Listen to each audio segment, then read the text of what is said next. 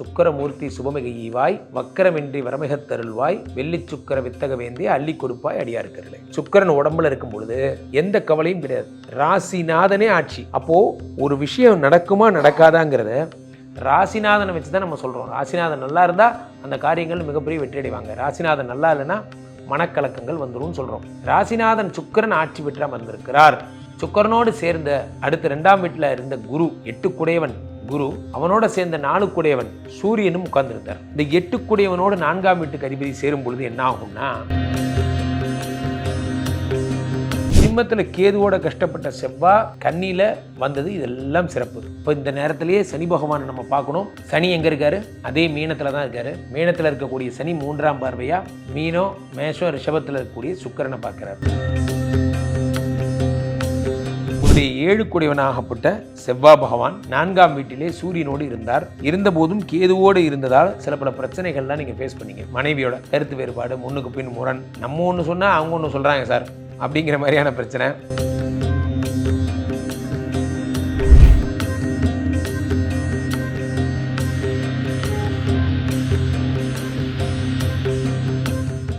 உலகெங்கிலும் இருக்கும் real one ஆன்மீகம் நேயர்கள் அனைவருக்கும் வணக்கம். நான் உங்கள் ராம்ஜி. இப்பொழுது நாம் பார்க்கவிருப்பது என்னவென்றால் ஜூலை மாத பலன்கள். ஜூலை மாத பலன்கள் எல்லாரும் சித்திரை வைகாசி ஆணி ஆடின்னு ஒரு பேட்டர்னில் போகிறாங்க. எனக்கு உங்களுக்கு புரிஞ்சுக்கிறதுக்கு ஈஸியாக இருக்குமேங்கிறதுனால நான் இந்த பேட்டர்னில் தான் எப்பயுமே போவேன். ஜூலை 1 கடைசி வரை, மாத இறுதி வரை நாம் எந்தெந்த கிரகங்கள் பயிற்சி ஆகிறது என்பதை பார்க்கிறோம். அதில் முக்கியமாக 3-4 கிரகங்கள் பயிற்சி ஆகிறது. எந்தெந்த ராசிக்காரர்களுக்கெல்லாம் குபேர சம்பத்துகள் சேரப்போகிறது, யார் யாருக்கெல்லாம் குழந்தை பிறக்க போகிறது, யார் யாரெல்லாம் வெளிநாடு போக போகிறீங்க, யார் யாரெல்லாம் வாழ்க்கையினுடைய அடுத்த படிநிலைக்கு செல்ல போகிறது என்பதை விரிவாக பார்த்தரலாம். ஒவ்வொரு ராசிக்கும் எப்படிங்கிறத அவருக்குரிய பரிகாரங்களோடு நான் சொல்லுகிறேன். நண்பர்களே, இந்த ஜூலை மாத பலன்கள் மட்டும் ரொம்ப சிறப்பு வாய்ந்த பலனாக கருதப்படுகிறது. காரணம் என்னவென்றால் ஜூலை மாதம் 4 கிரகங்கள் பயிற்சி அடைகிறாங்கப்பா. என்ன அப்படின்னு பார்த்தீங்கன்னா, முதலாவதாக சுக்கிரன் ரிஷபத்தில் ஆட்சி அடைகிறார். ரிஷபத்தில் சுக்கிரன் ஆட்சி அடையும் போது சுக்கரமூர்த்தி சுபமிகு ஈவாய் வக்கரமின்றி வரமிகத் தருள்வாய் வெள்ளி சுக்கர வித்தக வேந்தே அள்ளி கொடுப்பாய் அடியார் கருளே. இந்த சுக்கிர பகவான் ரிஷபத்தில் இருக்கும் பொழுது எண்ணற்ற பலன்களை வாரி வழங்கக்கூடிய உலகத்துக்கே. தேவகுரு ப்ரஹஸ்பதி புதனுடைய வீட்டில் இருக்கிறார். ஏற்கனவே ஹீ இஸ் பர்ஃபெக்ட்லி சாட்டிஸ்ஃபைடு, நல்லா இருக்கார். இப்போ சுக்கராச்சாரியார் வேற ரிஷபத்தில் இருக்கும் பொழுது இவரும் இன்னும் ஹாப்பியா இருக்கார். இவர் பயிற்சி அடைகிறார். அடுத்ததாக தேவகுரு ப்ரஹஸ்பதியோட சூரிய பகவான் சேர்ந்திருந்தார். காலபுருஷ தத்துவத்தின்படி 5க்கு அதிபதியாக, பாக்யாதிபதியாக, யோகாதிபதியாக அமையப்பட்டிருந்த சூரிய பகவான் யாரோட? புதனோட சேர்ந்து ஹாப்பியா இருந்தார். குருவோட, புதனுடைய வீட்டில். இப்போ இந்த சூரியன் என்ன பண்றாருன்னா நகர்ந்து கடகத்துக்கு வர்றார். கடக சூரியன் எந்தெந்த மாதங்களெல்லாம் பிரவேசிக்கிறாரோ அதெல்லாம் தான் அந்தந்த மாதங்களின் சிறப்பு.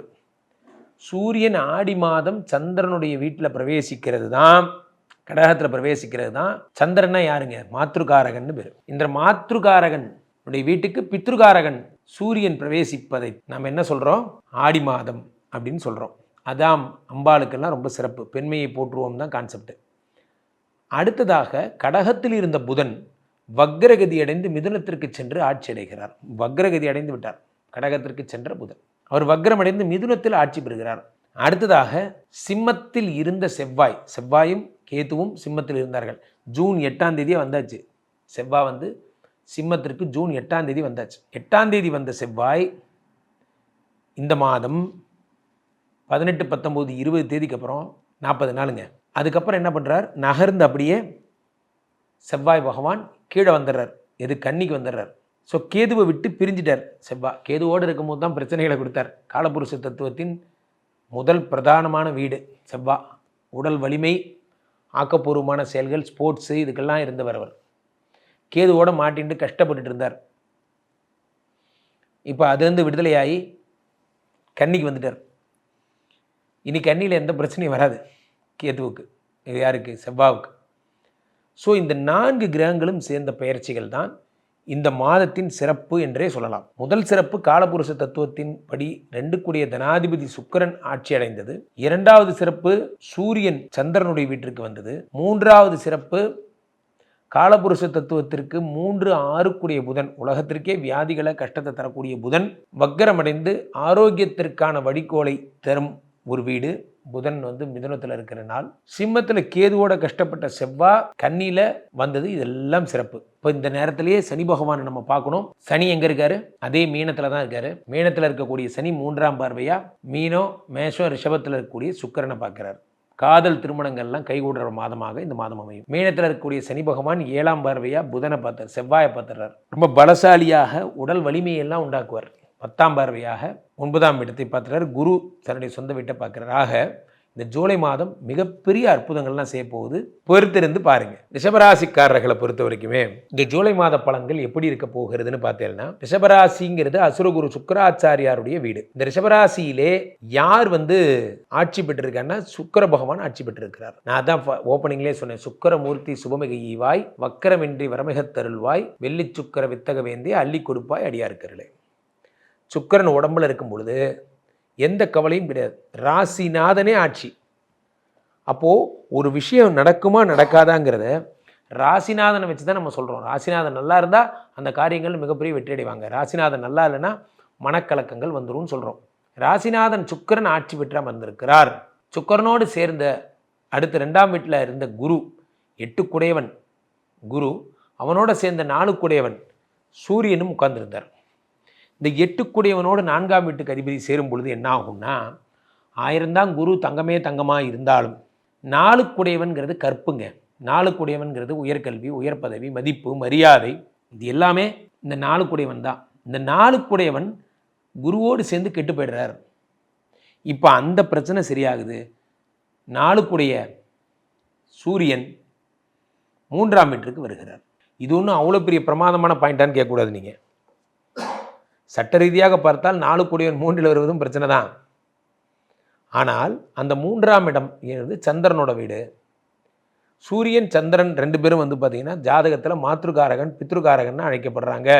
அப்போ மாத்ருகாரகன் பித்ருகாரகன் அழைக்கப்படும் போது என்ன ஆகும்னா, அம்மாவை பார்க்க அப்பா வராரு, அம்பாவை பார்க்க பரமசிவன் வராருன்னு நீங்கள் பொருள் எடுத்துக்கணும். இப்போ மிக அற்புதமான பலன்கள் எல்லாம் இந்த சூரியன் வந்து கடகத்திற்கு வரும்பொழுது வருகிறது. கடகத்திலே இருந்த யார்? புதன் வக்ரகதி அடைந்து மிதுனத்திற்கு செல்லுகிறார். மிதுனத்துக்கு சென்ற புத பகவான் மிதுன ராசியிலே என்ன பண்ணுறாருன்னா, வக்கரமடைந்ததால் 2 வக்கரம் அடைகிறார். இதுதான் பிரச்சனை. இதுக்கு அவர் 3ஆம் வீட்டிலே இருந்திருக்கலாம். 2 வக்கரகதி அடையும் பொழுது பண விஷயங்கள் ரொம்ப ஜாக்கிரதையாக இருக்கணும். நமக்குன்னே ஒரு கேரக்டர் வருவாங்க, நமக்குன்னே அந்த பணத்தை நம்ம கையிலேருந்து பிடுங்கிட்டு போகிற மாதிரியான விஷயங்கள்லாம் ஏற்படும். ரொம்ப ஜாக்கிரதையாக நீங்கள் பணத்தை ஹேண்டில் பண்ணணும். பண விஷயங்களை விட்டுட்டிங்கன்னா போய்டும். ஈமுக்கோழி வளர்த்தலாம் சார், வாங்க சார் நம்ம சிட் ஃபண்டில் போடலாம் சார், அது சார் இது சார், நீங்கள் எதுவும் பண்ணக்கூடாது. 2ஆம் வீட்டிலே புத பகவான் வக்கரகதி அடையும் பொழுது எதை செய்தாலும் பிரச்சனை. அடுத்ததாக அடுத்த பயிற்சியாக நீங்கள் சொல்ல போகிறது எதுன்னா, உங்களுடைய 7 செவ்வாய் பகவான் 4ஆம் வீட்டிலே சூரியனோடு இருந்தார். இருந்தபோதும் கேதுவோடு இருந்ததால் சில பல பிரச்சனைகள்லாம் நீங்கள் ஃபேஸ் பண்ணீங்க. மனைவியோட கருத்து வேறுபாடு, முன்னுக்கு பின் முரண், நம்ம ஒன்று சொன்னால் அவங்க ஒன்று சொல்கிறாங்க சார் அப்படிங்கிற மாதிரியான பிரச்சனை. இது எல்லாம் இந்த 7 4ஆம் வீட்டில் இருந்ததால், கேதுவோடு இருந்ததால். இப்போ அதை விடுத்துட்டு செவ்வாய் பகவான் 5க்கு போயிடுறாரு.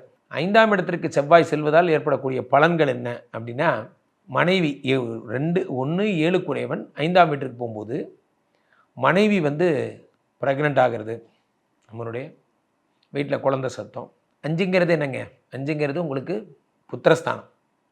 7னா உங்களுடைய விவாகஸ்தானம். 7 5ஆம் வீட்டில் வரும் பொழுது புத்திரஸ்தானம் வருகிறது. ரிஷபராசிக்காரர்களுக்கு குழந்தை பிறக்க போகிறது. ரிஷபராசிக்காரர்கள் பண விஷயத்தில் மட்டும் ரொம்ப ஜாக்கிரதையாக, தேவையில்லாமல் யாரை நம்பியும் பணத்தை கொடுக்காமல் இருப்பது நலம்.